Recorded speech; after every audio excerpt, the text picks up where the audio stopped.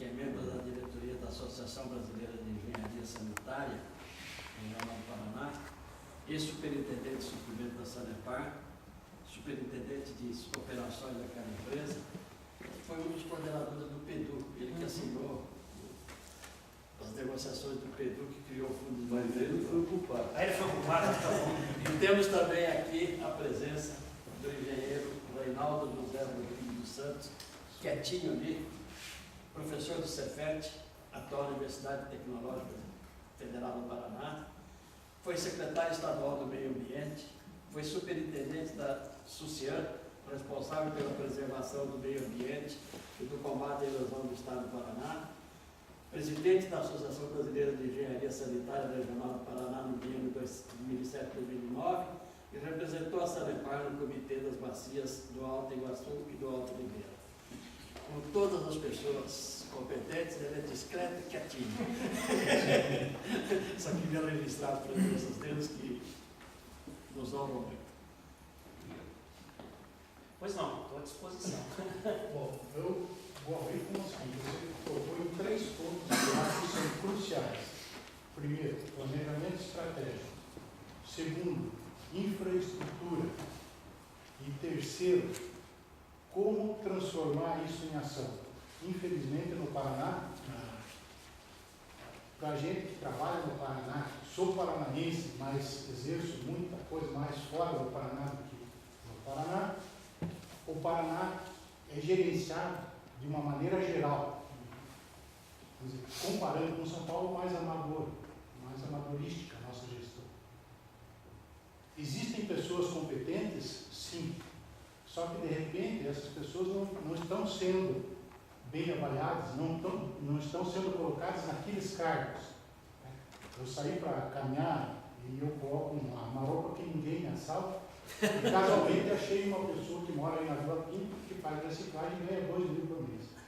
E daí, conversando sobre política e tal, existe uma descrença em relação à parte política, que infelizmente é o que impulsiona a nossa situação. As empresas, elas se reoxigenam e se adaptam, mas a população não. Então, o que eu perguntei para as pessoas assim: você colocaria esse político que você votou para cuidar dos seus 2 mil por mês e ganha para o mercado? Ele falou, não. Eu falei, então por que votou nele? Por que colocou essa pessoa? E isso é uma reflexão que eu levo para todos nós. Por que nós colocamos as pessoas lá e nós não temos hoje formas de cobrar ação em cima disso? Voltando para o planejamento estratégico, em 1975 eu fiz o meu plano de carreira, escrevi ele e dentro desse plano eu coloquei onde eu queria chegar. Em 30 anos eu cheguei em 10. No Paraná também aconteceu isso, conforme os números atestam. Chegou muito cedo, o que aconteceu? Nós tivemos problemas e estamos tendo problemas graves de infraestrutura, só que eu vejo o governo cego. O governo acabou, nós no Paraná não temos bons projetos. E sem bons projetos não adianta nós querer ir em organismos internacionais chegar com pilhas na mão pedindo recursos. Nós precisamos urgentemente de bons projetos e gente que saiba chegar no exterior e discutir esses projetos, não só chegar lá e jogar na mesa do assessor do Banco Mundial. O Paraná também fez o planejamento estratégico dentro daquela expansão da região metropolitana, voltando mais para Curitiba, e em 10 anos alcançou isso e nós não temos infraestrutura agora. Para suportar a demanda. Curitiba foi preparada para hoje estar com 1 milhão de habitantes, tem 1.800, sei lá, então, estagnou. Aí a gente vê gestores, né, agindo amadoristicamente. Ao invés de, vamos pegar um exemplo bem rápido, quem percorre a Avenida das Torres sabe. Hoje, para passar um pedestre, ele pega o sinal de pedestre, passa um pedestre e fecha 100 carros. Quantas pessoas tem dentro de cada carro? Eu estou falando aqui hipoteticamente. Sai mais barato você pôr uma passarela, consome menos combustível, polui menos o ar. Vamos falar do metrô. Esse dia eu comecei a discutir sobre o metrô, o pessoal falou, eu sou mestre em logística. Pode ser que eu não tenha tanta competência assim, mas hoje um metrô de elevado causa nenhuma poluição e menos barulho em decibéis no eixo que seria proposto para fazer o metrô. Então, o que nós temos que fazer? Nós temos que hoje pegar os bons cérebros que nós temos dentro da UTFPR, dentro de boas faculdades, dentro de universidades, e transformar isso aí em alguma coisa que vá trazer retorno para o Estado. Agora, do jeito que está, sinceramente, eu não vejo luz no fim do túnel. É o que eu digo. Seu nome é? Antônio Júlio. Antônio, bem, eu não vou me atrever a comentar as suas observações, porque na verdade eu concordo com a esmagadora maioria delas, eu acho que coincide com, não só com o meu pensamento, mas com o pensamento da maior parte das pessoas que estão preocupadas com o futuro, estão preocupadas com o desenvolvimento. Né? Em 1991, eu participei aqui em Curitiba de um projeto, era o projeto do VLT, o Veículo Leve sobre Trilhos. Esse projeto ele objetivava fazer o metrô de superfície, né, de Santa Cândida até o terminal do Pinheirinho, passando exatamente, passando exatamente pela canaleta do Expresso, com algumas partes enterradas, uma delas ali a partir da Presidente Faria até o passeio público. Né? E a gente gastou um tempo grande, um esforço enorme para mostrar a viabilidade à época, para já desobstruir, já reduzir a saturação do transporte coletivo de Curitiba. E certamente a gente encontraria quando fosse fazer o enterrado no metrô. Mas, infelizmente, o Rafael Greca, que eu gosto muito do Rafael, e ele achou que a solução melhor era o biarticulado. Que o biarticulado resolveria o transporte coletivo de Curitiba. Eu, sinceramente, espero que a atual administração de Curitiba não se contente com esse ônibus, como é que chama esse ônibus grande aí? O azulão. O azulão. Não acho que o ligeirão, não acho que o ligeirão. Só que é vagaroso. Oi? Só que é vagaroso. Só que é vagaroso, né? Bem vagaroso pelo que dizem, né? Porque o metrô está muito complicado. Ontem eu ouvi também que o metrô precisa ser dinheiro a fundo perdido. Claro, ninguém vai ter caixa para investir 2 bilhões de dólares no metrô, mas me chama muita atenção a passividade do Paraná e das autoridades municipais em simplesmente aceitar a possibilidade de reduzir o metrô de 24 para 14 quilômetros, 10 quilômetros, só porque para isso talvez tenha dinheiro a fundo perdido.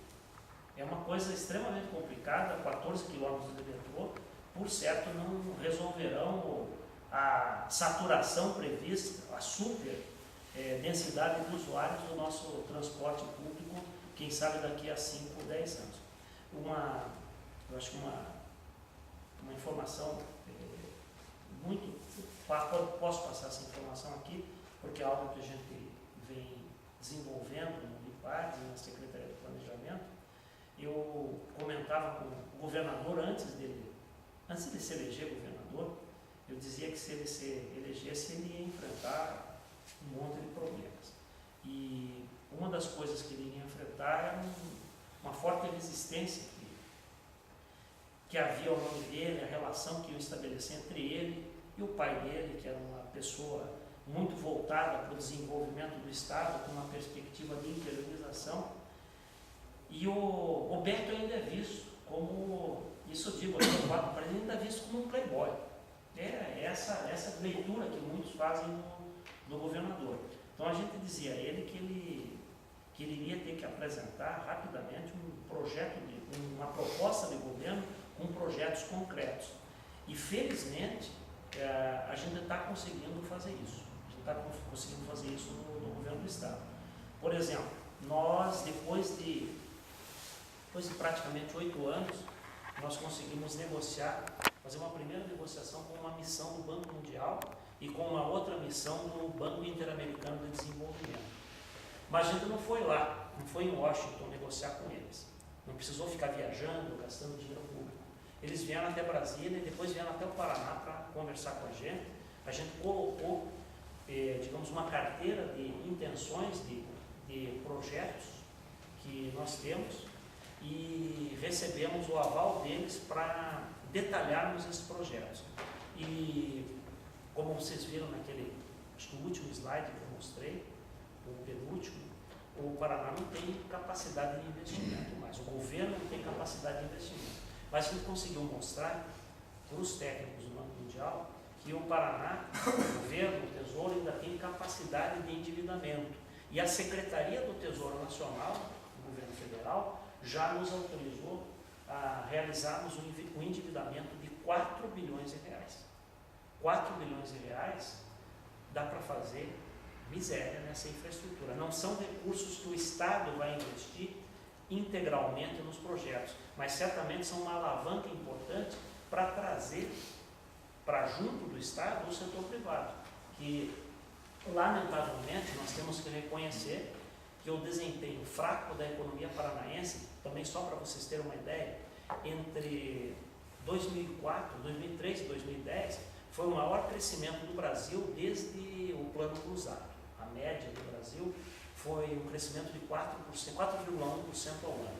O Paraná cresceu 3,5%, cresceu bem abaixo do Brasil, e a gente imputa isso primordialmente a uma relação muito conflituosa que houve entre o governo do Estado e o setor privado.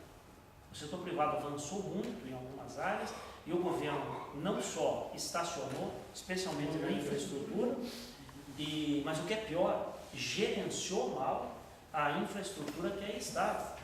Gente, o Porto de Paranaguá foi uma piada. O Porto de Paranaguá, sem contar a questão de corrupção, os casos de cadeia, essas coisas que inevitavelmente, se desdobrarem diretamente, vão desembocar em processos, essas coisas todas, que a mim não me interessam muito, me interessa a gente ver o que pode fazer daqui para frente, mas o Porto de Paranaguá, eu costumo dizer que foi mal administrado, a gerência técnica, a gerência produtiva do Porto de Paranaguá. Eu diria que o Porto de Paranaguá ele teve uma gestão muito mais existencialista do que pelo fato do irmão do governador não ser um profissional da área. O irmão do governador era um psicanalista, né? Mas o Porto é só um exemplo final, né? E nós perdemos cargas significativamente para os portos de Santa Catarina. Por isso que a gente quase não tem mais fila em Paranaguá.